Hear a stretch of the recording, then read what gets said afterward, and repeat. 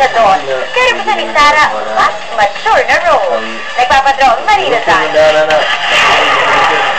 Di ba po ito katapusan? Mahulan na yung nakakot sa pagtatapos ng Sarah G. Live. Balik agad sa spotlight si Sarah Geronimo. Eksklusibong ipinasilip sa TV Patrol ang pictorial ng Pop Princess sa kanyang drama anthology. Click sa romantic comedy roles. Ngayon, ibang Sarah ang mapapanood sa drama anthology. Hindi naman po pang maalaala mo, kaya hindi pa rin mawawala yung kung saan niyo po ako unang nakilala, yung Light at saka yung Poppy. Pero we will make sure na mag-sure Sarah na po yung makikita niyo. Iba ang timpla. Larong iba't ibang roles, direktor at artista ang makakatambal ni Sarah kada linggo. Sasabak man sa mature roles, role model pa rin ng mga kabataan si Sarah.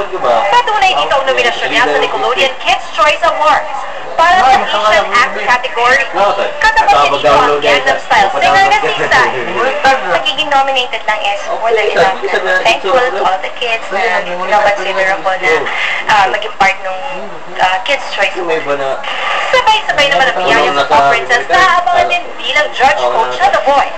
At sa ikatong pagkakataon, balik ng balance sina Sarah at John Lloyd Cruz sa It Takes a Man and a Woman na kinunan pa sa New York.